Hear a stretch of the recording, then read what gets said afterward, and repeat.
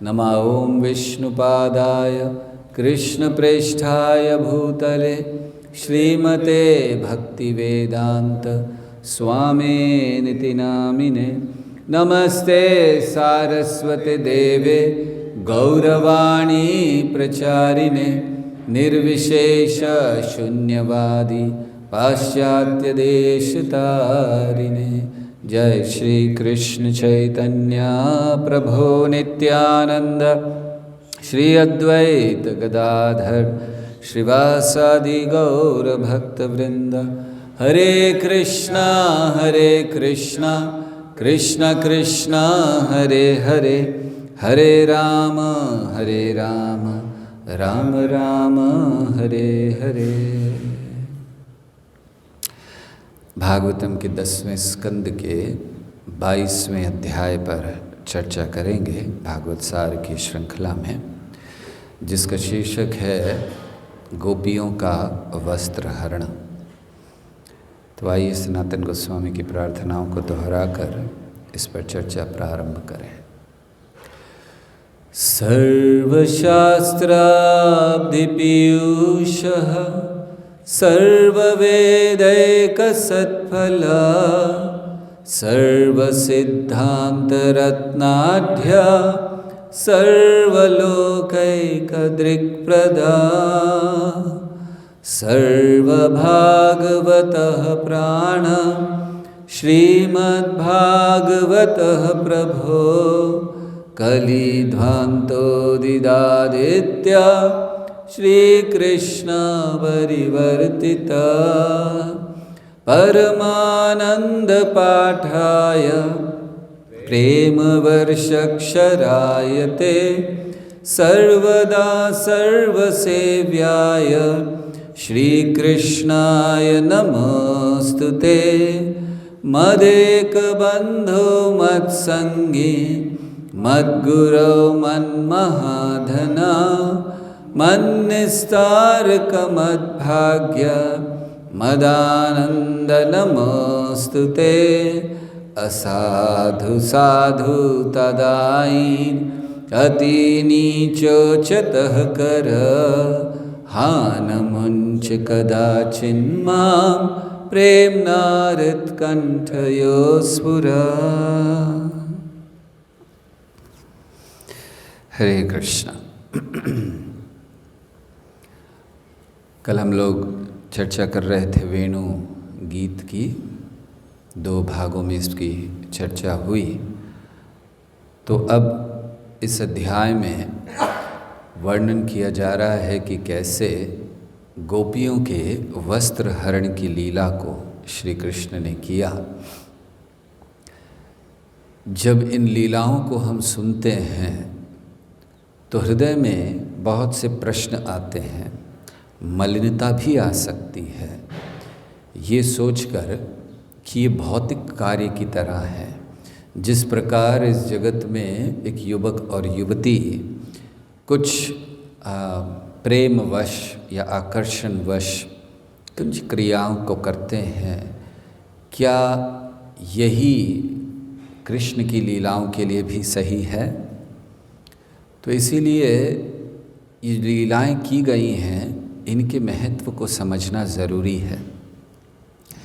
लीलाएं श्री कृष्ण करते हैं हमें ज्ञान देने के लिए। तो क्या ज्ञान दे रहे हैं?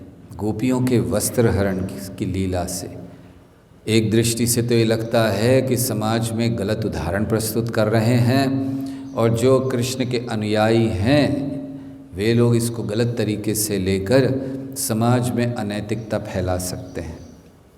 तो कैसे समझा जाए?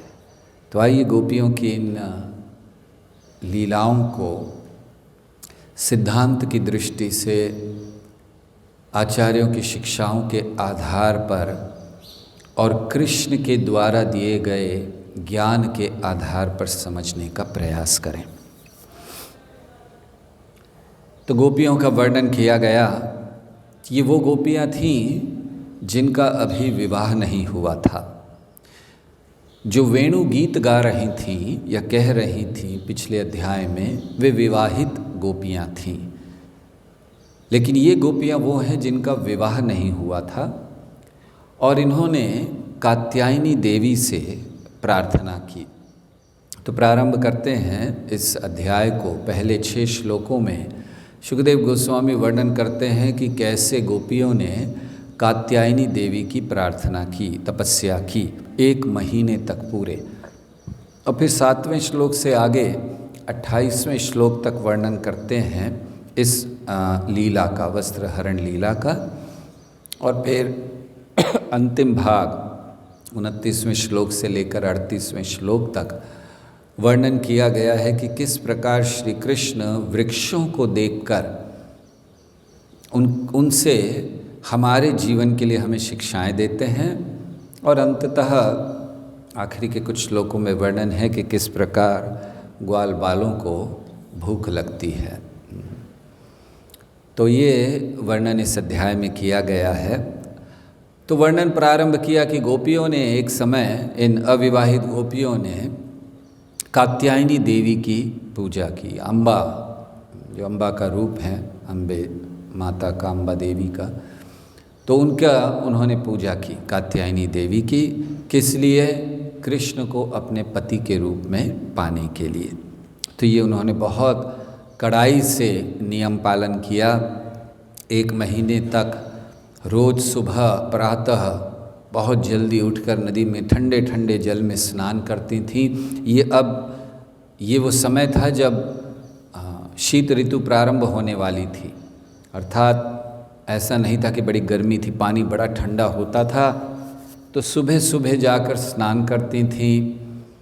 उससे पहले वे केवल, जब ये प्रारंभ किया व्रत, तो काफ़ी समय वो केवल हाविष्य अन्न खाकर रहीं। और इस समय पर भी हाविष्य अन्न क्या होता है? जो लोग तपस्या करना चाहते हैं वे हाविष्य अन्न खाकर अपने आप को पहले शुद्ध करते हैं, तपस्या के लिए तैयार करते हैं। प्रभुपाद समझाते हैं कि हाविष्य अन्न क्या है? चावल और मूंग की दाल को लिया जाता है, उसको बस पकाया जाता है, कोई मसाला नहीं, कोई सब्जी नहीं, कोई स्वाद नहीं, बस उसको पकाकर उसको एक बार खा लिया जाता है। जो चातुर्मास का बड़ी कड़ाई से पालन करते हैं ऐसे लोग ये इसका उपभोग करते हैं। तो वे चातुर्मास के जो कड़ाई से नियम के पालन ये हैं कि दिन में 1 बार इस हाविष अन्न को बनाकर खाया जाए। और भी देखा जाए ध्यान से तो नियम ये है कि बनाया जाए, और ऐसा नहीं कि भरपेट खा लिया जाए। ऐसा है कि उसको फेंका जाता है ज़मीन पर और फिर एक बार में जितना आ जाए मुंह में बस उतना लेना है। तो खैर ये सब तो संभव नहीं है, लेकिन गोपियों ने उसको लिया, कड़ाई से पालन किया, फिर पूजा इत्यादि किया करती थीं। ऐसे उन्होंने 1 महीना व्यतीत किया। तो मन में प्रश्न ये आता है कि गोपियाँ श्री कृष्ण की इतनी श्रेष्ठ भक्त हैं, श्री कृष्ण वहाँ पर उपस्थित हैं और फिर भी वो पूजा कर रही हैं दुर्गा देवी की, कात्यायनी देवी की। तो क्या इसका अर्थ है कि गोपियाँ हमें ये संदेश दे रही हैं कि भले ही हम कृष्ण भावनामृत में हों, क्या हम देवताओं की पूजा कर सकते हैं क्योंकि गोपियों ने की? अगर हम इस उदाहरण को देकर ये कहने का प्रयास करें तो इससे तो यही प्रतीत होता है कि कृष्ण के होते हुए, भक्त होते हुए भी देवी देवताओं की पूजा की जा सकती है। लेकिन दूसरी ओर हम लोग भगवत गीता, भागवत के अन्य स्थानों पर पढ़ते हैं कि देवी देवताओं की पूजा नहीं करनी चाहिए। तो कैसा विरोधाभास है? जब हम सबसे कहा जाता है कि नहीं करना चाहिए, इतने श्रेष्ठ भक्त होकर वो कैसे करते हैं? तो आइए इसको समझने का प्रयास करते हैं। पहली चीज़ हमें ये समझनी चाहिए कि श्री कृष्ण की लीलाएं ये कभी भी महामाया के अधीन नहीं होती हैं। श्री कृष्ण की लीलाएं योग माया के अधीन होती हैं। योग माया अर्थात भगवान की आध्यात्मिक शक्ति। तो जितनी भी लीलाएं भगवान की होती हैं, महामाया का स्पर्श भी नहीं होता। पहली चीज़ ये समझ लीजिए। दूसरा चीज़ कि जो ये योग माया है और ये कहाँ लीला हो रही है, हमने वर्णन किया भगवान की कोई भी लीला, और ये खास करके ब्रज में, तो ब्रज में तो जो भी होता है वृंदावन में, गोकुल में, वहाँ जो गोकुलेश्वरी हैं, वृंदावनेश्वरी हैं, वे इन लीलाओं को नियंत्रित करती हैं। और तीसरी चीज़, पुराणों में, शास्त्रों में अन्य स्थान पर वर्णन है कि कभी कभी योग माया को, अर्थात भगवान की आध्यात्मिक शक्ति को अम्बा या दुर्गा कहा जाता है। साधारणतः दुर्गा शब्द संबोधित होता है भगवान की माया शक्ति के लिए। इस दुर्ग की जो प्रमुख हैं, अधिष्ठाता हैं, लेकिन साथ ही साथ योग माया को भी दुर्गा कभी कभी कहा गया है। और यहाँ गोपियाँ जिस दुर्गा की पूजा कर रही हैं वो योग माया है, महामाया नहीं है। इसीलिए गोपियों ने कोई साधारण देवी या देवता की पूजा नहीं की, वे योग माया की पूजा कर रही हैं। वो योग माया जो श्री कृष्ण की बहन के रूप में प्रकट हुई, वो योग माया जिनको कृष्ण ने आदेश दिया, जाओ और जाकर बलराम जी को रोहिणी के गर्भ में स्थानांतरित करो और फिर तुम इस नाम से जानी जाओगी, भगवान की योग माया। तो इसीलिए गोपियों ने जिनकी पूजा की वो योग माया है। और फिर गोपियाँ एक साधारण व्यक्ति की भूमिका निभा रही हैं। यहाँ वो अपने नित्य सिद्ध रूप में प्रकट नहीं हुई हैं, इसीलिए जो साधारण व्यक्ति करते हैं उन कार्यों को कर रही हैं। और अगर ये मान भी लिया जाए, मान लीजिए ये बातें कोई स्वीकार नहीं करे, कहे नहीं उन्होंने तो देवी की ही पूजा की, उन्होंने एक देवी देवता की पूजा कर ली, अगर ये मान भी लिया जाए कि उन्होंने देवी की पूजा की, लेकिन किस उद्देश्य के लिए की? श्री कृष्ण की प्राप्ति के लिए, तो फिर उसमें क्या दोष है? उन्होंने देवी देवताओं की पूजा कोई भौतिक लाभ पाने के लिए नहीं की, कोई धन पाने के लिए, कोई संपत्ति, कोई सत्ता पाने के लिए नहीं की। उन्होंने पूजा की, आराधना की कृष्ण को पाने के लिए, केवल कृष्ण को अपने पति रूप में पाने के लिए। तो फिर उसमें क्या गलती है? देवी देवताओं को जब भगवान मानकर पूजा किया जाता है उसमें गलती है। देवी देवताओं से जब केवल कोई भौतिक भोगों की कामना से पूजा की जाती है उसमें गलती है। लेकिन जब देवी देवताओं से प्रार्थना की जाती है कि आप प्रतिनिधि हैं श्री कृष्ण के, आप हमें आशीर्वाद दीजिए कि हम श्री कृष्ण को प्राप्त कर सकें, उसमें कोई गलती नहीं है। तो इसीलिए अगर देवी ये गोपियों ने किया भी तो वो गलत नहीं है। तो ऐसे गोपियों ने 1 महीने तक की। अब अंतिम दिवस था, पूरा हो गया व्रत उनका, तो गोपियाँ आईं, उस स्थान पर स्नान करने आईं। बहुत सी गोपियाँ आईं, उन्होंने अपने वस्त्रों को बाहर रख दिया और फिर वे स्नान करने लगी। श्रील प्रभुपाद समझाते हैं कि भारत में ये पहले से प्रथा है कि गांवों में एक स्थान हुआ करते थे जहां स्त्रियां स्नान के लिए जाती थीं, वहां पुरुष कभी नहीं जाते थे। और स्त्रियां वहां आराम से बिना किसी हिचक के निर्वस्त्र स्नान कर सकती थी, क्योंकि वहां पुरुष कभी नहीं आते थे। ये नियम था। कोई कह सकता है ऐसा कैसे हो सकता है? ऐसा तो आज भी होता है। शौचालय बने होते हैं, अलग अलग बने होते हैं स्त्रियों के लिए, पुरुषों के लिए। स्त्रियों के स्थान पर पुरुष नहीं जाते हैं आज भी। ऐसा नहीं है कि कोई पुरुष वहाँ चले जाते हैं। तो उस तरह उस समय पर भी ये प्रथा थी। आज भी भारत के गाँव में ये प्रथा है कि जो स्थान स्त्रियों के लिए बना है वहाँ पुरुष नहीं जाते हैं, नियम पालन करते हैं। तो इसलिए यहाँ गोपियाँ आईं, उन्होंने अपने वस्त्र रखे और वो स्नान करने लगी जल में। अब इन गोपियों की कथा को सुनते हुए हमारे मन में ये भाव आ सकता है कि कृष्ण ने ऐसी लीला की ही क्यों। तो आइए इन लीला को सुनते सुनते इसके गूढ़ अर्थ को भी समझने का प्रयास करें। श्री कृष्ण ने आज से पहले गोपियों के वस्त्र हरण नहीं किए थे। ऐसा वर्णन नहीं है कि बचपन से वो कर रहे थे। आज किए इन गोपियों के, और वो भी इन्हीं गोपियों के जिन्होंने कात्यायनी व्रत कर लिया 1 महीने तक। क्या कारण है? ये हमें क्या सिखला रहा है? अब हम ये जो गोपियों की लीला है, ये हमारी भक्ति में प्रगति के कैसे लक्षण हैं, क्या लक्षण हैं, उनको प्रकट करती है। तो श्री कृष्ण क्यों चुराने आए वस्त्र? पहला कारण, गोपियों ने तपस्या कर ली लंबे समय तक, 1 महीने तक। अर्थात कृष्ण भक्ति में या कृष्ण के सन्मुख वो व्यक्ति आ सकता है जिसने कई जन्मों में तपस्याएं कर ली, व्रत कर लिए, देवी देवताओं की पूजा कर ली, योग साधना का पालन कर लिया, ब्रह्मचर्य का पालन कर लिया, दान धर्म कर लिया। अब वो कृष्ण के लिए तैयार है। तो ये दिखलाने के लिए कि कैसे गोपियों ने 1 महीने तक की तपस्या की, तब कृष्ण उनके सामने आने वाले हैं। और फिर जब गोपियाँ आई हैं तो उन्होंने क्या किया है? वे कहाँ हैं? जल में। उन्होंने जल में प्रवेश किया। ये जल किसका सूचक है? ज शब्द जन्म को संबोधित करता है और ल शब्द लय को संबोधित करता है। लय यानी नाश।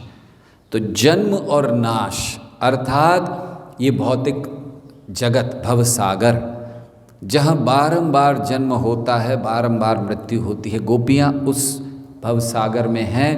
हालांकि तपस्या के द्वारा उन्होंने अब कृष्ण को प्राप्त करने की योग्यता प्राप्त कर ली है और इसीलिए उन्होंने अपने वस्त्र बाहर रख दिए, पहने नहीं हैं वस्त्र।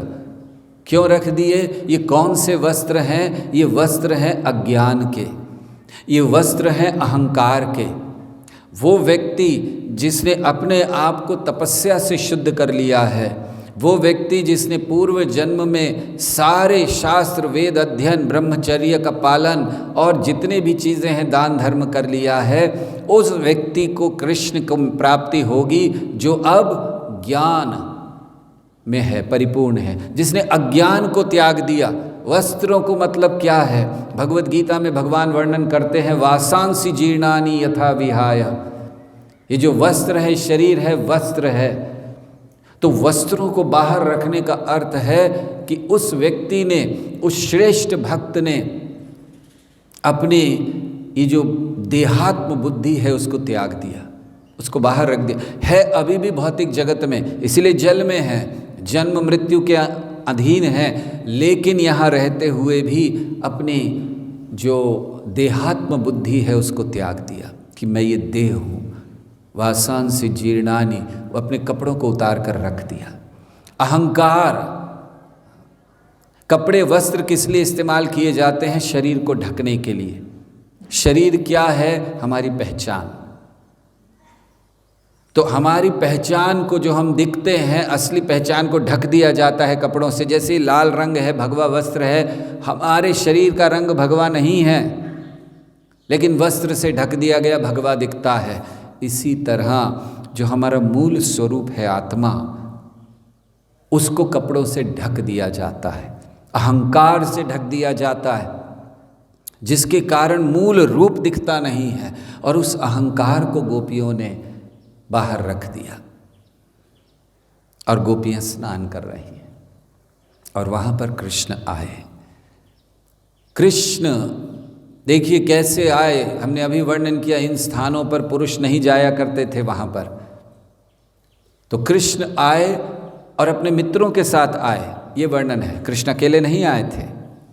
विश्वनाथ चक्रवर्ती ठाकुर समझाते हैं कौन से मित्र आए उनके साथ।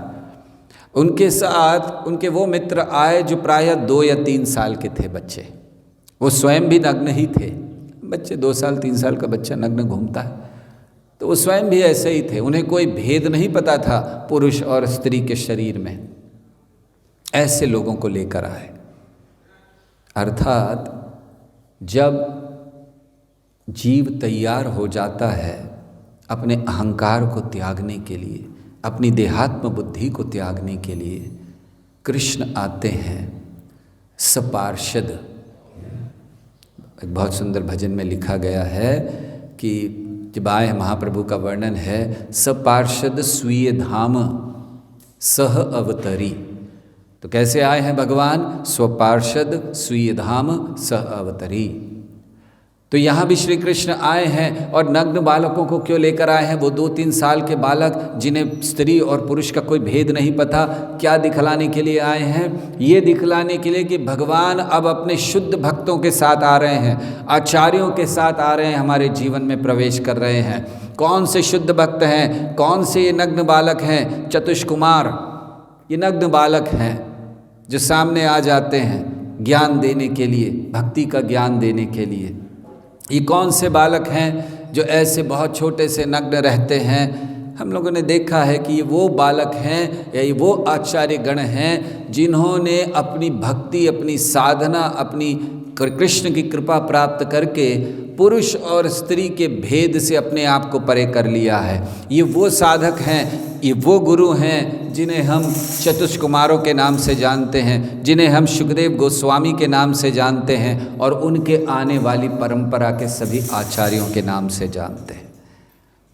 सुखदेव गोस्वामी भी यही अवस्था में थे। जय श्री श्री गौर नटराज दयाल निताय की। सुखदेव गोस्वामी इसी अवस्था में थे, नग्न बालक, कोई भेद नहीं स्त्री और पुरुष में। तो इसीलिए कृष्ण उन बालकों को लेकर आए हैं और सारे वहाँ पर उपस्थित हुए।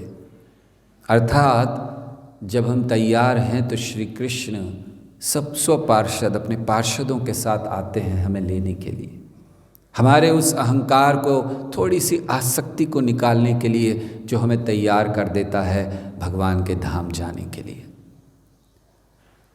तो वे आए वहाँ पर और श्री कृष्ण ने वो कपड़े ले लिए और कदम्ब के वृक्ष पर चढ़ गए और हंसने लगे। और वो सारे बालक थे, वो भी हंस रहे हैं। तो क्यों हंस रहे हैं श्री कृष्ण? हंसने का अर्थ है वो प्रसन्न है। जब उन कपड़ों को ले लिया तो श्री कृष्ण को और उन सब बालकों को प्रसन्नता हुई। क्यों? क्योंकि जब जीव के अहंकार को, देहात्म बुद्धि को भगवान स्वीकार कर लेते हैं, हटा लेते हैं उसके पास से, तो न केवल भगवान, जितने आचार्य गण हैं वो भी प्रसन्न हो जाते हैं। दूसरे शब्दों में, जब एक जीव भगवान के धाम जाने के लिए तैयार हो जाता है, भगवान को समर्पण करने के लिए तैयार हो जाता है, पूर्ण समर्पण, तो न केवल स्वयं भगवान परंतु हमारे गुरु, आचार्य और पूरी परंपरा बड़ी प्रसन्न हो जाती है। सारे बालक हंस रहे हैं, प्रसन्न हैं। और फिर गोपियों ने देखा, तो गोपियों ने देखा कि श्री कृष्ण वस्त्रों को लेकर ऊपर बैठे हैं। उन्होंने याचना की कि अरे हमारे वस्त्र दे दीजिए, ये ठीक नहीं है आपके लिए, हम जाकर कंस से शिकायत करेंगे। और श्री कृष्ण ने कहा कि ठीक है, अगर आपको चाहिए तो आप लोग बाहर आकर एक एक करके ये वस्त्र को ले लीजिए। श्री कृष्ण का क्या आशय था? श्री कृष्ण चाहते हैं, उस जीव की परीक्षा लेना चाहते हैं, तैयार है या नहीं पूर्ण समर्पण के लिए, कि अभी भी वो आसक्ति है, अभी भी वो बंधन है, कि अभी तक वो थोड़ी सी आसक्ति बाकी है। श्रील प्रभुपाद समझाया करते थे कि अगर गुलाब जामुन में भी आसक्ति होगी तो वापस आना पड़ेगा। ये वो समय है जब कृष्ण परीक्षा ले रहे हैं कि अभी भी है, जैसे गोपियों को अभी भी है कि नहीं हम इसको नहीं त्यागेंगे, अपनी लाज को, मर जाएंगे लेकिन नहीं। किस लिए त्याग रही हैं? श्री कृष्ण की प्रसन्नता के लिए।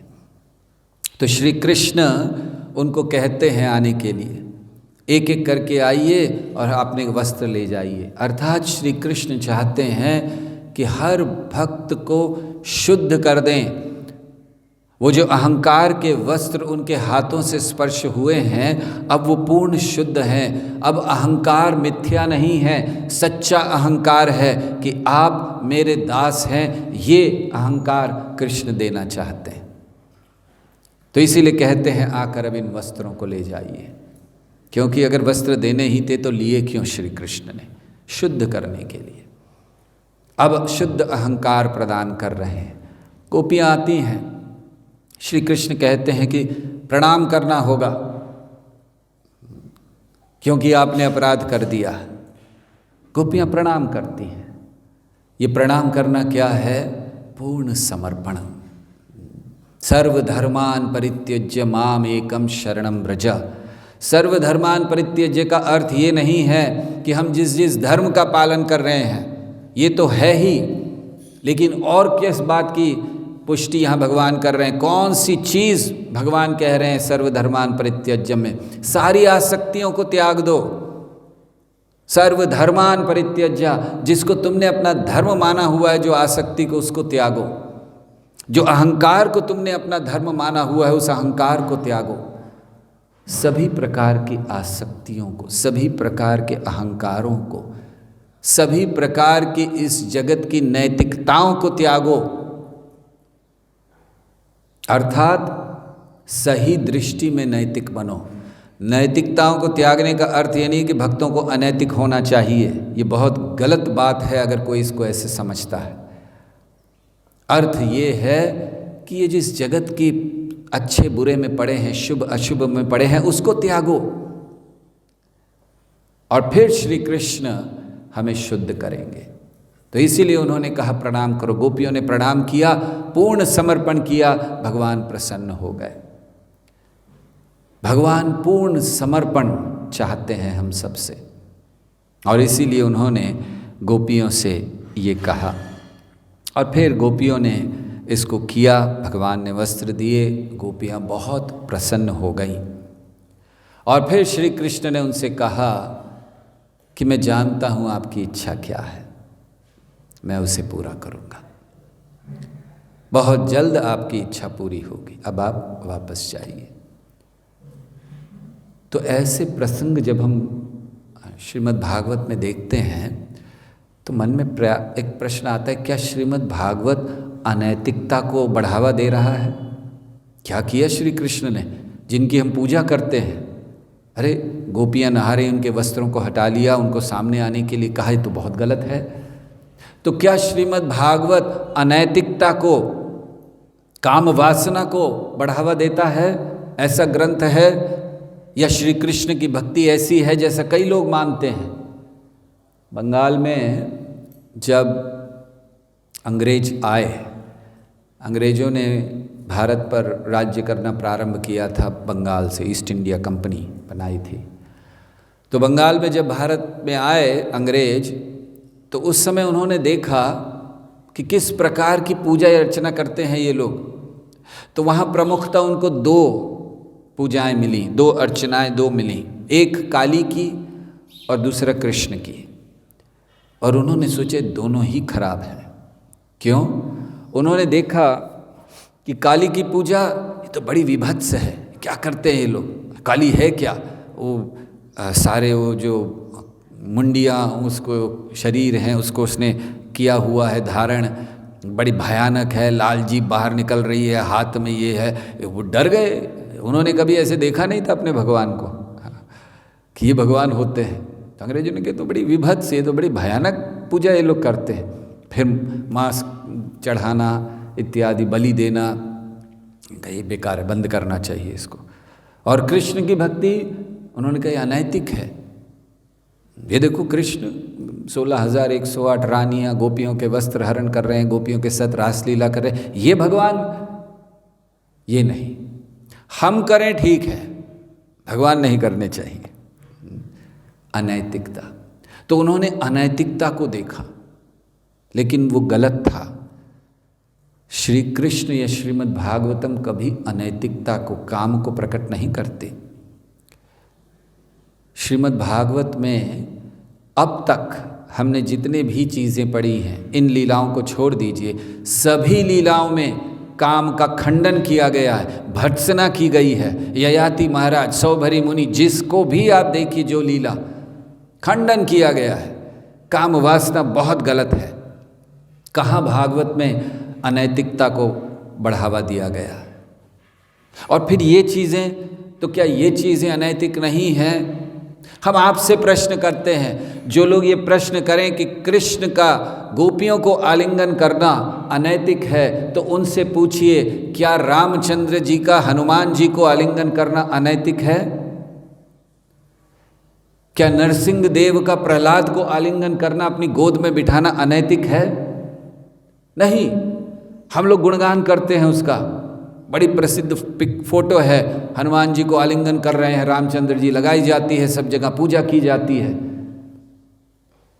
श्री कृष्ण के लिए जैसे हनुमान हैं वैसे ही गोपियां हैं, भक्त हैं। भेद हमारी आंखों में है, श्री कृष्ण के लिए नहीं। तो जिस प्रकार से श्री कृष्ण हनुमान जी को आलिंगन करते हैं उसमें कोई अनैतिकता नहीं है, उसी प्रकार वो गोपियों को आलिंगन करते हैं, क्योंकि भगवान के लिए दोनों भक्त हैं। भगवान जब अपनी शक्ति के साथ आनंद लेते हैं या शक्ति का प्रदर्शन करके उसमें आनंद लेते हैं तो उसमें कोई अनैतिकता नहीं हो सकती। क्रिकेट में अगर सचिन तेंदुलकर क्रिकेट खेल कर आनंद लेता है तो वो अनैतिक नहीं है, क्योंकि क्रिकेट खेलना उसकी शक्ति है। फिल्मों में अगर अमिताभ बच्चन एक्टिंग कर कर आनंद लेता है तो वो अनैतिक नहीं है, क्योंकि वो उसकी शक्ति है। इसी प्रकार श्री कृष्ण अगर अपनी शक्तियों गोपियों के साथ आनंद लेते हैं तो वो अनैतिक नहीं है, क्योंकि उनकी शक्ति है, वो शक्तिमान है। इस चीज़ को हमें समझना चाहिए। इसीलिए कभी भी गोपियों की इन लीलाओं को हमें अनैतिक नहीं मानना चाहिए। ये सर्वश्रेष्ठ लीलाएं हैं, भगवान का अपने भक्त के साथ आदान प्रदान। भगवान अपने भक्त की इच्छा को पूरा कर रहे हैं। इसीलिए भगवान गोपियों से कहते हैं कि मेरे संदर्भ में जितनी भी इच्छाएं हैं वो भौतिक हो नहीं सकती, वो आध्यात्मिक है। और तब फिर गोपियों को वो कहते हैं कि आप जाइए, और गोपियां फिर वापस ब्रज में चली जाती हैं। हालांकि उनकी बिल्कुल इच्छा नहीं होती है जाने की, क्योंकि बड़ा आनंद ले रही थीं श्री कृष्ण के सानिध्य में। तो फिर गोपियां चली गईं। आगे वर्णन करते हैं शुकदेव गोस्वामी की एक समय। तो ये 28वें श्लोक तक वर्णन हुआ। 29वें श्लोक से आगे वर्णन करते हैं कि एक समय श्री कृष्ण अपने मित्रों के साथ वन में हैं, बड़ी तेज धूप हो रही है। तो श्री कृष्ण ने वृक्षों को देखा, और श्री कृष्ण वृक्षों को देखकर कहते हैं अपने मित्रों से कि देखो ये सच्चा जन्म है। क्यों? वो कहते हैं जो वृक्ष हैं ये पूर्ण रूप से अन्यों के लिए रहते हैं। देखिए, भक्तों को भी वृक्ष की तरह होना चाहिए। भगवान स्वयं गुणगान कर रहे हैं, इस सृष्टि के रचयिता गुणगान कर रहे हैं कि भक्त क्या, वृक्ष क्या हैं? वो कहते हैं दूसरों के लिए जी रहे हैं। जैसे श्रील प्रभुपाद, उनका जीवन अपने लिए नहीं था, उन्होंने कष्ट अपने लिए नहीं सहे। अगर वो चाहते तो बड़े आराम से वृंदावन में बैठकर भजन कर सकते थे, कष्ट सहे दूसरों के लिए। तो पहला लक्षण भगवान देते हैं कि इनका जीवन पूर्ण रूप से अन्यों के लिए है। आगे भगवान कहते हैं इनके अंदर कितनी सहनशीलता है। ये सहन करते हैं हर चीज़ को, वर्षा होती है, धूप होती है, कुछ भी होता है वो सहन करते हैं। अर्थात भक्तों को सहनशील होना चाहिए। जीवन के कष्ट वर्षा और धूप की तरह है। चाहे कष्ट हो, भय हो, ये सब सहन करना सीखना चाहिए। मात्र स्पर्शास्तु कौन्तेय शीतोष्ण सुख दुःखदागमः पायिनो नित्यस्तां स्थितिक्षस्व भारत। भगवान कहते सहन करना सीखो अर्जुन। तो ये दूसरी बात बताते हैं। तीसरा उनका गुणगान करते हुए श्री कृष्ण कहते हैं कि ये न केवल सहन करते हैं लेकिन अन्यों की रक्षा करते हैं। जब बड़ी तेज धूप हो, लोग उनके छांव में आ जाते हैं, लकड़ियाँ देकर उनकी रक्षा करते हैं, फल फूल देकर उनकी रक्षा करते हैं, भूखे होते हैं तो फल देते हैं, रक्षा करते हैं। तो इसीलिए पूर्ण जीवन दूसरों के लिए है, सहनशीलता है और अन्यों की रक्षा करते हैं। एक भक्त को न केवल सहनशील होना चाहिए जैसे प्रभुपाद थे, क्या क्या सहन नहीं किया प्रभुपाद ने। एक सन्यासी होते हुए पाश्चात्य जगत में जाकर ऐसे ऐसे लोगों के बीच में जिन्हें न सन्यास की मतलब पता था, न भक्ति, न कृष्ण, हम तो कल्पना नहीं कर सकते प्रभुपाद ने क्या क्या सहन किया होगा। किस लिए? उन लोगों को भक्त बनाने के लिए, उनकी रक्षा करने के लिए। तो ये हमें वृक्षों से सीखना है, श्री कृष्ण कहते हैं।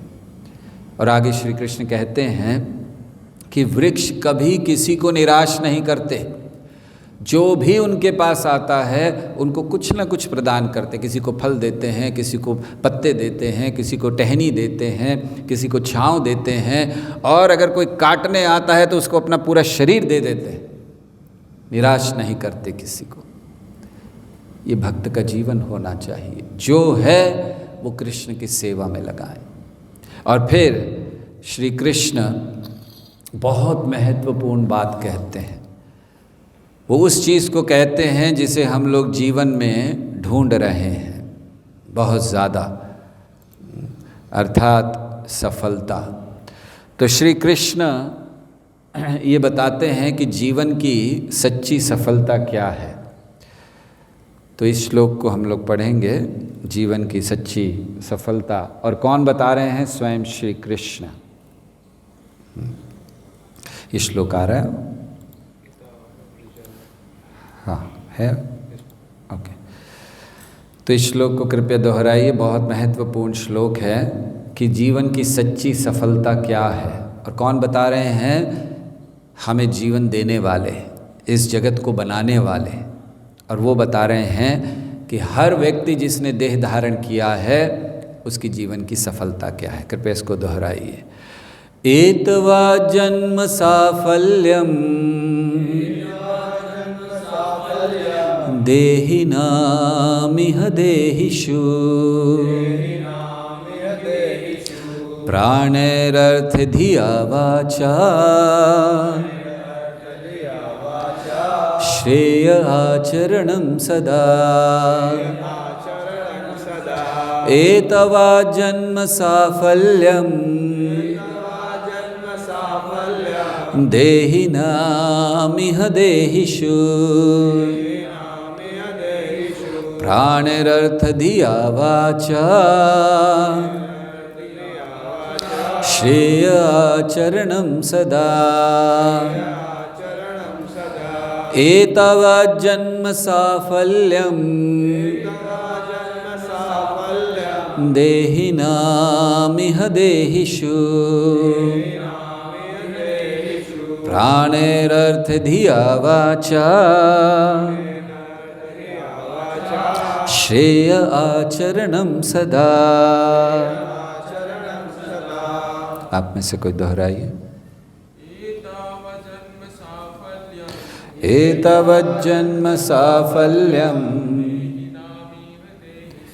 देहिनामिह देहिषु प्राणैरर्थ धिया वाचा श्रेय आचरणं सदा।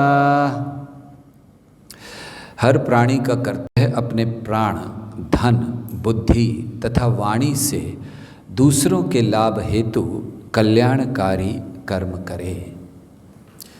तो जीवन की सफलता एतवत् जन्म साफल्यम, भगवान कहते हैं कि हर उस व्यक्ति का जिसने, हर उस प्राणी का जिसने देह धारण किया है, देहिनाम इह देहिषु, अर्थात जिसने इस जगत में देह को धारण कर लिया है, इह इस जगत में, एतवत् जन्म साफल्यम, उसकी सफलता क्या है?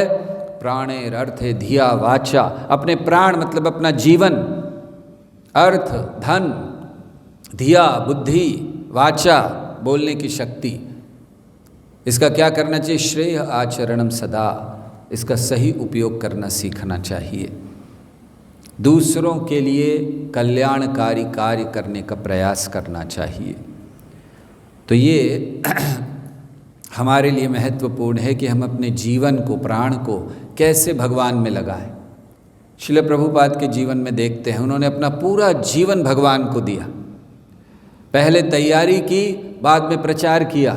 उनका पहले का जन्म तैयारी है उस स्तर तक आने के लिए जहाँ वो प्रचार कर सकें। ये तो केवल दिखाना है। प्रभुपाद जी जैसे शिष्य जो बहुत महत्वपूर्ण शिष्य हुए भक्ति सिद्धांत सरस्वती ठाकुर के, तो प्रभुपाद जी जैसे जो भक्त हैं उनको कोई आवश्यकता नहीं है तैयारी की, लेकिन उन्होंने एक हमारे लिए आचरण प्रस्तुत किया कि जीवन क्या है। आधा जीवन तैयारी में बिता दीजिए और आधा जीवन दूसरों की भलाई के लिए। अर्थात प्रारंभ से ही हम लोग तैयारी शुरू करते हैं। जीवन दूसरों के लिए होना चाहिए। प्रभुपाद समझाया करते थे कि हमने कई कई जीवन, एक बंगाली कहावत को कहते थे कि हमने कई कई जीवन माता पिता को दे दिए, बहुत सारे माता पिता को या अन्यों को दे दिए, एक जीवन कृष्ण को देकर देखो। ये जीवन की सफलता है कि हम प्राणेर अर्थ धिया वाचा कृष्ण की सेवा में लगाएं, भक्तों के संग में रहकर लगाएं, भक्तों के संग के महत्व को समझें, अपना जीवन समर्पित करें भक्तों के संग के लिए, अपना जीवन समर्पित कर दें भक्तों की सेवा के लिए। क्योंकि भक्तों का संग इतना प्रभावी है, लाभ मात्र साधु संग सर्व सिद्धि है। अगर किसी को थोड़ा सा साधु संग मिल जाता है तो जीवन में उसके सफलता निश्चित है। और इसका एक बहुत सुंदर प्रमाण है। दानवीर महाराज हमारे संस्था के एक सन्यासी, तो दानवीर महाराज एक समय इज़राइल में थे, प्रचार के लिए गए हुए थे, और वहाँ पर युद्ध हो गया और घोषणा कर दी गई कि जितने भी लोग हैं, चाहे वो इज़राइल के नागरिक हो या ना हो, अमेरिका के भी हैं, उनको भी युद्ध करना है। तो इनको भी जाना पड़ा कमांड में। तो इन्होंने ढूंढना शुरू किया, पूछना शुरू किया क्या करें। वकील से पूछा कि भाई ऐसे कैसे होगा, मैं तो यहाँ प्रचार के लिए आया हूँ, अपनी भक्ति नहीं कर पा रहा हूँ। तो उन्होंने कहा कि वैसे नियम ये है कि आध्यात्मिक क्रियाओं के लिए, धार्मिक क्रियाओं के लिए समय दिया जाता है, आप जाकर बात कीजिए। तो वे अपने कमांडर के पास गए, अपने ऑफिसर के पास, और उन्होंने कहा कि भाई देखिए नियम है, मुझे मेरे आध्यात्मिक क्रियाएं करने के लिए समय मिलना चाहिए। तो उन्होंने कहा हाँ ठीक है, सबको दे रहे हैं, आपको भी देंगे, कितना समय चाहिए। मैंने कहा कम से कम 6-8 घंटे। तो उन्होंने कहा 6-8 घंटे क्या करने वाले हो। तो उन्होंने कहा देखिए मैं सुबह जल्दी उठता हूँ, फिर स्नान आदि करके मैं आरती करता हूँ, मेरा वर्शिप होता है भगवान का, मैं आरती करता हूँ, फिर उसके बाद मैं अपने भगवान का स्नान कराता हूँ, उनको श्रृंगार करता हूँ, फिर उसके बाद श्रृंगार आरती होती है, फिर मैं अपने गुरु की पूजा करता हूँ, आध्यात्मिक गुरु श्रील प्रभुपाद की, और फिर मैं कीर्तन करता हूँ, फिर मैं कुछ भोजन बनाता हूँ, फिर उसको अर्पण करता हूँ। नहीं, उससे पहले भागवतम क्लास भी होती है, मैं ही बोलता हूँ, मैं ही सुनता हूँ क्योंकि अकेला हूँ, कोई नहीं है। तो ये सब उन्होंने बताया, ये सब करता हूँ, तो इसके लिए इतना समय तो चाहिए। उन्होंने कहा बात तो बराबर है और नियम है, देना पड़ेगा। तो उन्होंने कहा ठीक है, दे दिया, आप कीजिए। तो अब वो सबके सामने आर्मी में रहते हुए, और आर्मी के बाकी लोग देख रहे हैं, जब सुबह सुबह उठ के वो लोग भाग रहे हैं ग्राउंड पे, और दानवीर महाराज संसार दावा नलली ढलो का आरती कर रहे हैं। तो ये लोग देखते थे, अरे ये क्या है, और वो बाकी सारे काम कर रहे हैं, मेहनत कर रहे हैं, और ये अपनी पूजा में लगे हुए हैं। तो कुछ समय बाद जो अन्य धर्म के अधिकारी थे वो लोग गए इस ऑफिसर के पास कि भाई इतना समय आप उसको देते हो, ये तो गलत है, हम लोगों को भी देना चाहिए, हमारे जो धर्म के लोग हैं उनको भी दीजिए।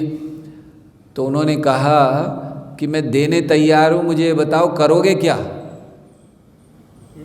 आपके पास करने के लिए क्या है। मैं तो इस व्यक्ति को देखता हूँ, देखो कितना व्यस्त है, मैं देख रहा हूँ कभी ये वो ऐसे कुछ लेकर घुमा रहा है, कभी कुछ वो नहला रहा है, कभी श्रृंगार कर रहा है, कभी कुछ बना रहा है, मैं तो हमेशा व्यस्त देखता हूँ, बहुत गंभीर है ये अपने धर्म के प्रति।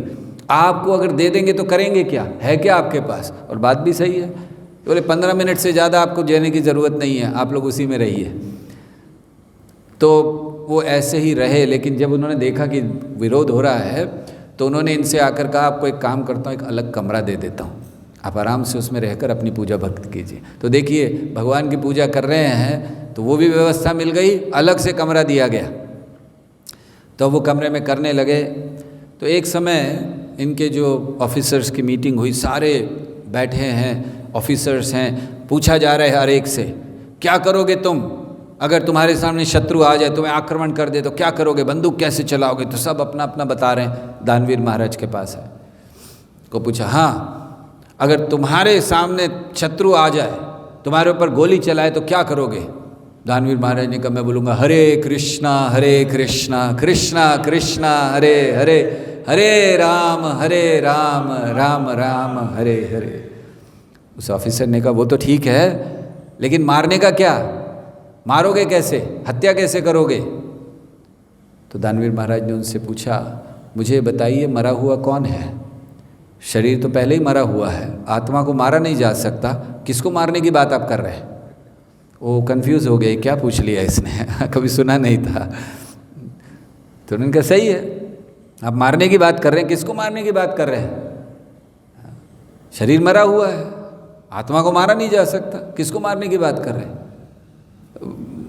उसने ठीक है, मीटिंग डिसमिस। वो कुछ जवाब नहीं दे पाया। बाद में वो गया उनके पास और पूछा, एक्चुअली उसका जवाब क्या है, थोड़ा मुझे बताइए। और आप जानते वो व्यक्ति आगे चलकर दानवीर महाराज का शिष्य बना, भक्त बना।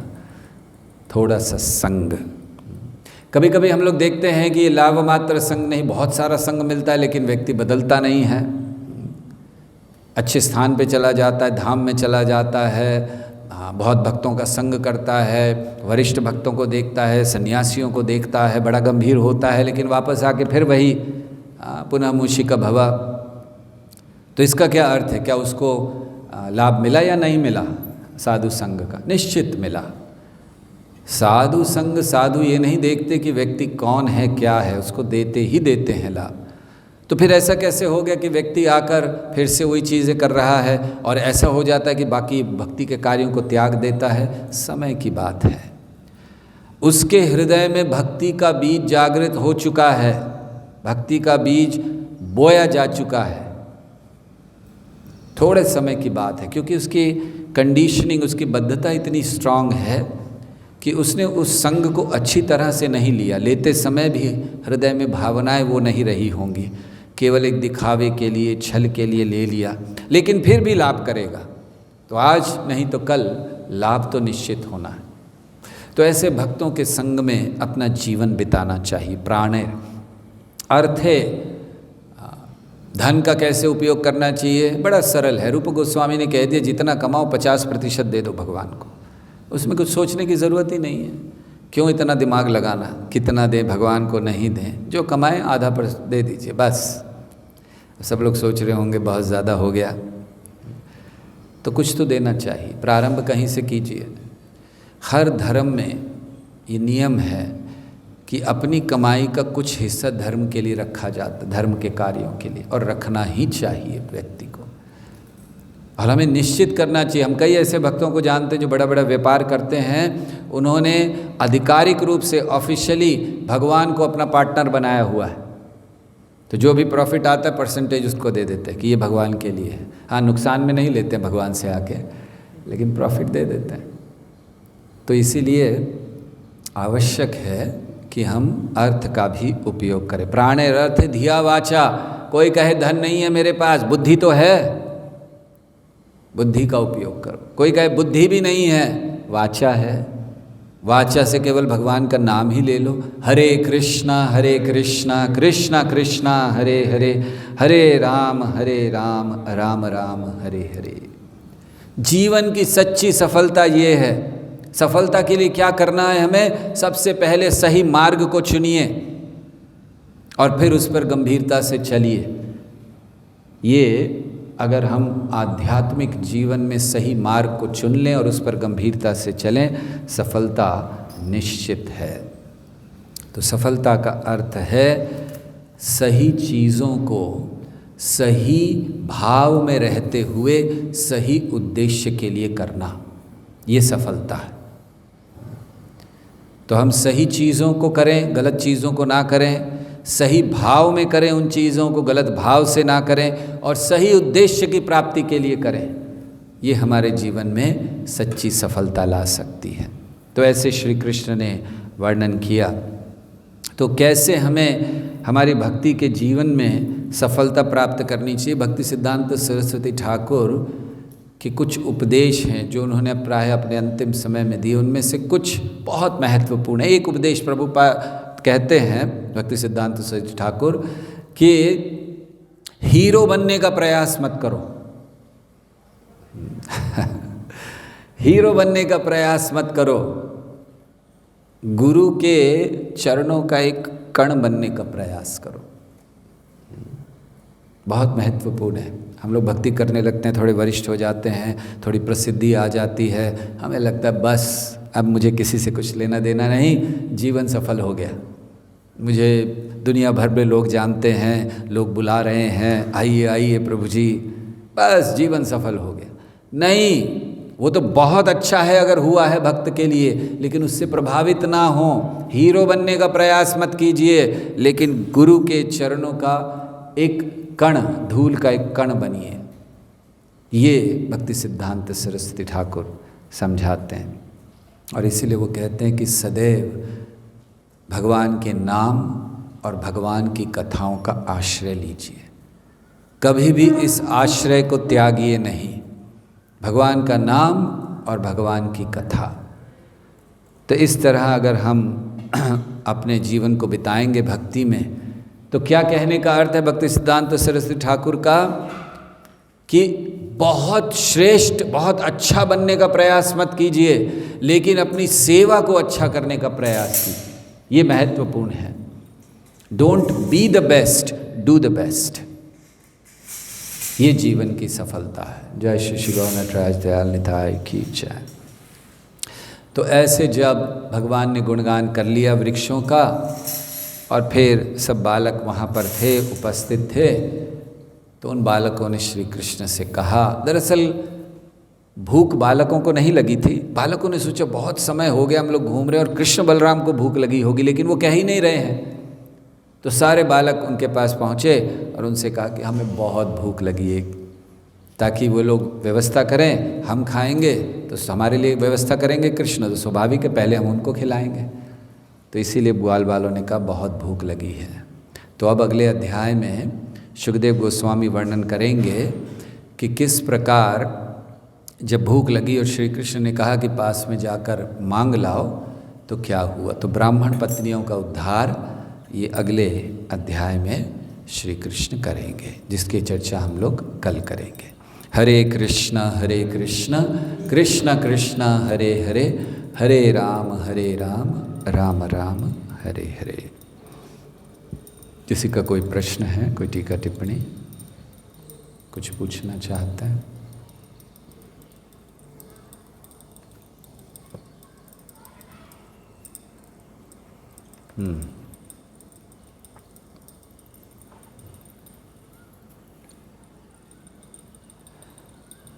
प्रश्न है क्या कोई ऐसे उदाहरण है, कोई साधक माता जी का शास्त्रों से जिनकी संतानें भी थीं और वो बहुत साधना कर सकी? चैतन्य लीला में कई उदाहरण हैं।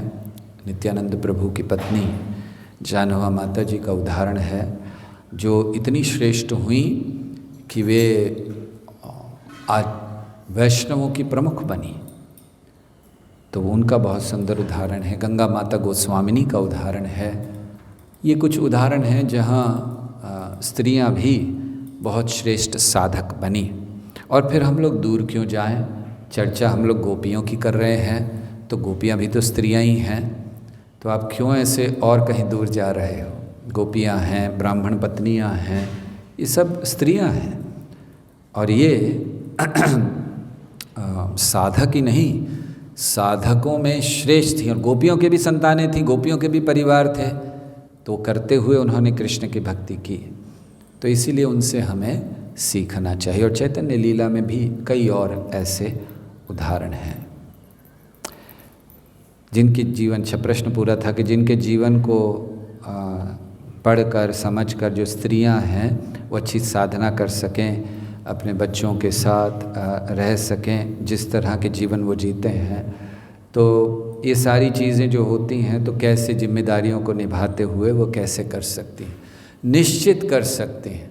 भगवान भगवद गीता में कहते हैं स्त्रियो वैश्यस्तथा शूद्रस्तेपि यान्ति पराम गतिम। ऐसा नहीं है कि स्त्रियां हैं, संतान हो गई, संतान का ध्यान रखना है और ये तो सब निश्चित रखना है, तो फिर हम भक्ति नहीं कर पाते।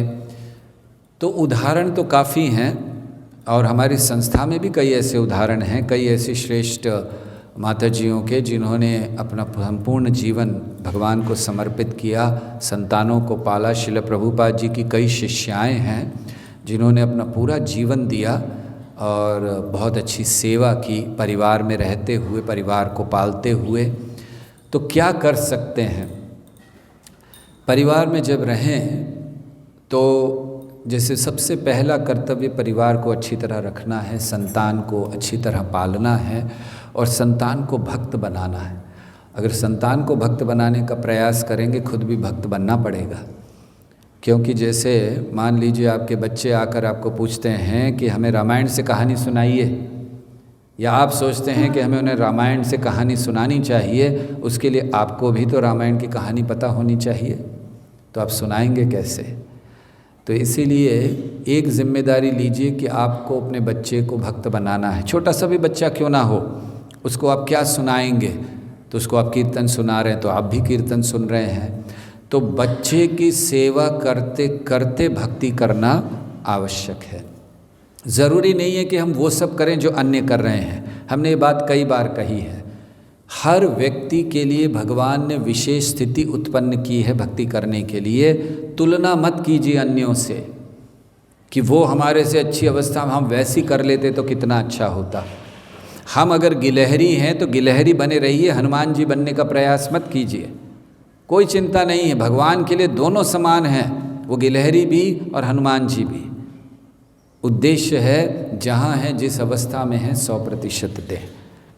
तो इसीलिए प्रयास ये कीजिए कि आप ये निर्णय ले लीजिए कि ये मेरी संतान हुई है, मुझे इसको भक्त बनाना है। बस मैं भक्त बनूं या ना बनूं बात की बात है, आप भक्त बन जाएंगे।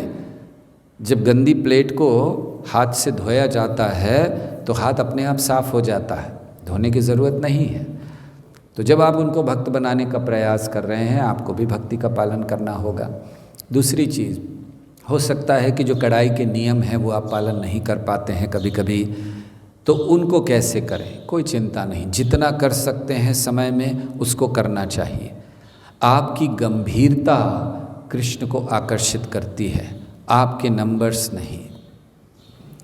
अगर कोई व्यक्ति किसी स्थिति के कारण बहुत ज़्यादा नहीं कर पा रहा, लेकिन जितना कर पा रहा है बड़ी गंभीरता से करता है, कृष्ण उसमें प्रसन्न है। हाँ, लेकिन इसका अर्थ ये नहीं है कि हम कर सकते हैं और करें नहीं, ये कह के कि बस हम एक ही माला करेंगे लेकिन गंभीरता से करेंगे, 16 माला नहीं करेंगे। नहीं, सुविधा है। जैसे जब श्री कृष्ण प्रकट हुए तो वसुदेव जी ने लाखों गाय दान में दी। कहाँ? मन में, क्योंकि बंधे हुए थे। लेकिन जब वो मुक्त हुए कारागृह से तो उन्होंने सही में भी गाय दी, ये दिखलाने के लिए कि जब सुविधा ना हो हम मन में भी कर सकते हैं। चैतन्य लीला में वर्णन है, एक भक्त ने मन में भोग लगाया, भगवान ने स्वीकार किया। तो मन में भी कर सकते हैं, या जिस अवस्था में जितना संभव हो यथा संभव करें, लेकिन जब सुविधा हो तब पीछे नहीं हटे। तो इसलिए इनको हमें करते रहना चाहिए, जिम्मेदारियों को। और हाँ, बच्चों का पालन तो ये निश्चित सबसे बड़ी जिम्मेदारी है माँ के लिए, उनको करना चाहिए, लेकिन इस भाव में कि हम इनको अच्छा भक्त बना रहे हैं। दूसरी चीज़, जितना समय मिले उसमें गंभीरता से भक्ति का पालन करें। तीसरी चीज़, अन्य जो पालन कर रहे हैं आपके घर में उनको मदद करें, ये भी भक्ति का अंग है। तो इस तरह भी आप भक्ति में आगे बढ़ सकते हैं। अगला प्रश्न है कि हम भगवान कृष्ण की पूजा करते हैं, लेकिन शिक्षा गुरु के कहने से हम सुंदरकांड पढ़ते हैं हर मंगलवार को, तो क्या हमें पढ़ना चाहिए या नहीं? अगर आपके शिक्षा गुरु एक प्रामाणिक परंपरा से जुड़े हुए हैं, श्रील प्रभुपाद की शिक्षाओं को बड़ी गंभीरता से पालन करते हैं और उन्हीं शिक्षाओं का प्रचार कर रहे हैं, तो फिर जो वो कहते हैं उनको स्वीकार करना चाहिए। लेकिन अगर आपके गुरु, शिक्षा गुरु, जिन्होंने आपको कहीं ना कहीं जोड़ा इस्कॉन से, लेकिन वो उतने गंभीरता से इस्कॉन का पालन नहीं कर रहे हैं, या इस्कॉन की बात नहीं है, शास्त्रों का पालन गंभीरता से नहीं कर रहे हैं, तो फिर हमें ये सोचना चाहिए कि उनके प्रति कृतज्ञ रहें कि धन्यवाद, उन्होंने जोड़ा। लेकिन जीवन को कैसे आगे बढ़ाना है, जीवन में गंभीरता कैसे लानी है, ये जानने के लिए फिर हमें अन्य भक्तों से भी सीख लेना चाहिए कि क्या आवश्यक है या नहीं। हमारे लिए इस समय भक्ति में वो करना आवश्यक है जो हमें श्री कृष्ण की ओर बड़ी तीव्रता से ले जाए, क्योंकि समय बहुत कम है हमारे पास। निश्वासे नहीं विश्वासः कदा रुद्धो भविष्यति, ये सांस कब रुक जाएगी पता नहीं। और आजकल तो और ज़्यादा भय है लोगों को इस चीज़ का, कब रुक जाएगी। कल हमें विदेशों से संदेश आ रहे थे, तो एक भक्त का संदेश आया कि पता नहीं कितने दिन बाकी हैं। तो हमने कहा पता नहीं क्या हो गया। हमने तुरंत उनको संदेश किया, भाई क्या बात है, सब ठीक है? तो उन्होंने कहा ये इतना कोरोना फैल रहा है। अरे हमने कहा, हमें तो लगा कि कहीं आप आईसीयू में लेटे हुए ऐसे मैसेज दे रहे हैं कि पता नहीं कितने दिन हुए। तो लोगों को भय है बहुत ज़्यादा। तो क्यों है ये भय से मुक्ति, या ये जो इस समय का वातावरण है हमें ये करना है कि जो आचार्यगण हैं उनकी शिक्षाओं पर हम रहें। तो अगर कोई प्रामाणिकता से हैं भक्त तो निश्चित पालन कीजिए। हाँ, अन्य चीज़ें जैसे हम बता रहे थे इस समय हमारे लिए आवश्यक है, भक्ति में प्रगति, इस भय में स्थिति से दूर जाना, केवल मनोरंजन नहीं। हम इसलिए सुंदरकांड का पाठ करते हैं कि बड़ा अच्छा लगता है, सही नहीं है। हम इसलिए सुंदरकांड का पाठ करते हैं कि उत्तर भारत में सब करते हैं, इसलिए हमें भी करना है, सही नहीं है। सब लोग मर रहे हैं तो हम भी जाकर मरेंगे नहीं ना। अभी देख लीजिए, अभी कोरोना फैला है तो उसमें मान लीजिए कि आपके पड़ोसी मर रहे हैं तो आप जाके गले लगाएंगे कि नहीं। एक परिवार वाले भी नहीं लगा रहे हैं, तो ये सही है। तो इसीलिए केवल इसलिए इन चीज़ों को पढ़ना सही नहीं है। हाँ, अगर इनसे हमारी भक्ति में बहुत तीव्र प्रगति होती है, कोई भी कार्य करने के पहले इन चीज़ों का ध्यान रखिए। सबसे पहली चीज़, क्या ये आचार्यों के द्वारा अनुमोदित है? आचार्य कौन? अपने स्वयं के स्थापित आचार्य नहीं, परंपरा में आए हुए आचार्य। तो क्या ये आचार्यों के द्वारा अनुमोदित है? दूसरी चीज़, क्या ये मुझे भक्ति में आगे प्रगति के लिए आवश्यक है, अनिवार्य है इस समय पर? और क्या मैं इसको कर कर अपने गुरु और श्रील प्रभुपाद को प्रसन्न कर सकता? अगर ये बातें हैं तो हमें करना चाहिए, नहीं तो उसको त्याग देना चाहिए। आगे प्रश्न है, क्या कात्यायनी व्रत किया जा सकता है इस कलयुग में अविवाहित युवतियों के द्वारा, जिससे वो एक अच्छे जीवन साथी को चुन सकें? गोपियों ने कात्यायनी व्रत किया श्री कृष्ण को पाने के लिए, कोई अच्छा जीवन साथी नहीं, सर्वश्रेष्ठ जीवन साथी पाने के लिए। तो इसीलिए अगर इस समय पर भी इस कलयुग में कोई कात्यायनी व्रत करते हैं, लेकिन कोई अच्छा पति पाने के लिए नहीं, श्री कृष्ण को पाने के लिए, तो वो ठीक है। अच्छा और बुरा पति वो तो आपके भाग्य से वैसे भी मिलने वाला है, तो इसलिए उसके लिए हमें इस प्रयास करने का ज़रूरत नहीं है। प्रयास भक्ति के लिए करना चाहिए। तो कात्यायनी व्रत करें, लेकिन कृष्ण को प्राप्त करने के लिए। और जब कृष्ण प्राप्त हो जाएंगे, अच्छा पति अपने आप मिल जाएगा, चिंता नहीं कीजिए। आगे प्रश्न है कि हमारे भौतिक कार्य करने की पूरी योग्यता है एवं हम भक्ति में गिलहरी बने तो क्या समझा जाए? यदि हमारी भौतिक कार्य करने की पूरी योग्यता है एवं हम भक्ति में गिलहरी बने तो क्या समझें? अच्छा, जहाँ तक हमें ये प्रश्न समझ में आ रहा है, ये रुक गया है क्या इंटरनेट कनेक्शन? हाँ, चल रहा है, आ रहा है, उसमें आवाज़ आ रही है। जहाँ तक हमें ये प्रश्न समझ में आया, आपका कहने का अर्थ ये है कि हम भौतिक कार्य तो बड़े अच्छे से करते हैं, हमारी बहुत क्षमता है और करते भी हैं, लेकिन भक्ति में उस क्षमता का उपयोग नहीं करते, गिलहरी बन जाते हैं। तो क्या ये सही है? अगर यही प्रश्न है तो हम आपको यही कहेंगे कि आपने भक्ति को समझा नहीं है। जब कोई भक्त होता है तो उसके दो जीवन नहीं रह जाते, भौतिक और आध्यात्मिक। उसका एक ही जीवन होता है आध्यात्मिक। वो भौतिक कार्य भी आध्यात्मिक प्रगति के लिए करता है। तो अगर कोई व्यक्ति बहुत अच्छी तरह से भौतिक कार्य करता है और आध्यात्मिक कार्य करने से बचना चाहता है, तो वो सही नहीं है। भौतिक कार्य भी उसको कृष्ण की प्रगति के लिए, कृष्ण भक्ति में प्रगति के लिए करने चाहिए कि कैसे हम कृष्ण की ओर जा सकें।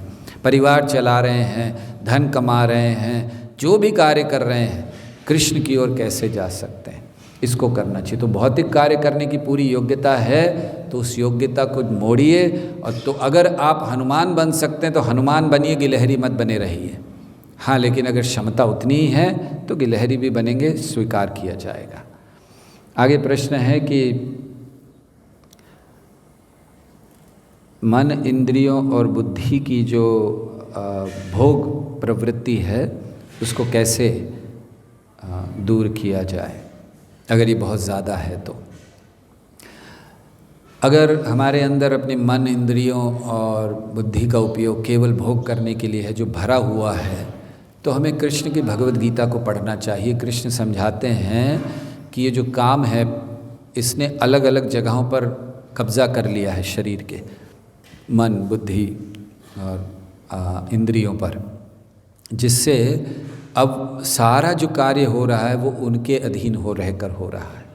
इसीलिए ऐसे ज्ञान को जब हम बार बार पढ़ते हैं, यही 3 चीज़ों का वर्णन श्री कृष्ण ने किया, तो फिर हम धीरे धीरे उस प्रवृत्ति से बाहर आते हैं। दूसरी चीज़, जितना हम जप करते हैं भगवान के नाम का, ये बहुत महत्वपूर्ण मार्ग है हमें इस चीज़ से बाहर लाने का, भोग प्रवृत्ति से बाहर लाने का, कि हम जप करें, जिससे जप हमारे मन पर, हमारी इंद्रियों पर और हमारी बुद्धि तीनों पर एक साथ कार्य करता है। जैसे हम जप कर रहे हैं तो हमारी इंद्रियां उसमें लगी हुई हैं, ध्यान कर रहे हैं जप के समय मन लगा हुआ है, और कृष्ण से याचना कर रहे हैं कि हमें इस जगत से बाहर निकालिए, बुद्धि लगी हुई है। तो तीनों स्तरों पर कार्य करती है, इसलिए बड़े ध्यानपूर्वक हमें जप करना चाहिए। और जितना हमें बताया जाए उतना अभ्यास करना चाहिए, और अंततः छोड़ देना चाहिए कृष्ण पर कि जब भी ये जाएगा, हमारा कार्य है कि हम रोज़ उठकर जप करते रहें, हरे कृष्णा कृष्णा कृष्णा हरे हरे, हरे राम राम राम हरे हरे। और एक प्रश्न है, हम बच्चों को बिना वस्त्रों के नहला देते हैं तो क्या देवताओं का अपराध होता है? बहुत बच्चे छोटे हों तो कोई अपराध नहीं है। वैसे नदियों में स्नान करना, पवित्र स्थानों में स्नान करना, नग्न स्नान करना पूर्ण ये अपराध माना गया है। तो कोई ना कोई वस्त्र शरीर पर होना चाहिए न स्नान करते समय। लेकिन जब बच्चे छोटे होते हैं तो 5 साल, 6 साल, 7 साल, 5-6 साल तक ठीक है, उनके लिए तो कोई चिंता नहीं है। हमारे चतुष कुमार नग्न ही घूमते हैं तो स्नान भी नग्न ही करते होंगे, स्नान करते समय थोड़ी ना वस्त्र पहन लेते होंगे वो। तो 5 साल तक ठीक है, लेकिन फिर जैसे जैसे थोड़ा बड़ा हो अभ्यास करना चाहिए कि कोई तो वस्त्र शरीर पर रहे, स्नान कर सकें। जब विशेष करके जब हम नदियों में स्नान करते हैं तो कभी भी पूर्ण नग्न स्नान नहीं किया जाता, इससे नदियों का अपमान हो जाता है। तो इसीलिए कोई ना कोई वस्त्र धारण कर कर ही स्नान करना चाहिए। आगे का प्रश्न है कि ये मन के भय से हम कैसे दूर जा सकते हैं। कल भी हमने वर्णन किया था, कृष्ण को समर्पण कीजिए, कृष्ण का आश्रय लीजिए। और इस जगत में, इस समय में, कलयुग में कृष्ण के कौन से रूप का आश्रय लेना है? हरि नाम का। तो जब भय हो, माला उठाइए, जप करना शुरू कर दीजिए, निश्चित भय से मुक्त हो जाएंगे। जब भय हो, कृष्ण की कोई कथा सुनना प्रारंभ कर दीजिए, भय मुक्त हो जाएंगे। जैसे कालिया की लीला के अंत में श्री कृष्ण बताते हैं कि जो कोई भी इसको सुनता है, कहता है, वो कभी आपसे भयभीत नहीं होगा। तो कृष्ण की लीला सुनने से भय से मुक्त हो सकते हैं। और अंततः ये मानने से कि इस जगत में सब कुछ कृष्ण कर रहे हैं, उनकी शक्ति के बिना कुछ नहीं हो सकता, ये विश्वास मन में लाइए। राखे कृष्ण मारे के, मारे कृष्ण राखे के। जिसकी रक्षा कृष्ण करना चाहते हैं उसको कोई नहीं मार सकता, और जिसको कृष्ण मारना चाहते हैं उसको कोई बचा नहीं सकता। इस विश्वास के साथ निर्भय होकर जहाँ हैं वहाँ रहिए। ठीक है, बहुत बहुत धन्यवाद आप सबका। हरे कृष्णा कृष्ण कृष्ण हरे हरे, हरे राम राम राम हरे हरे। हरे कृष्ण।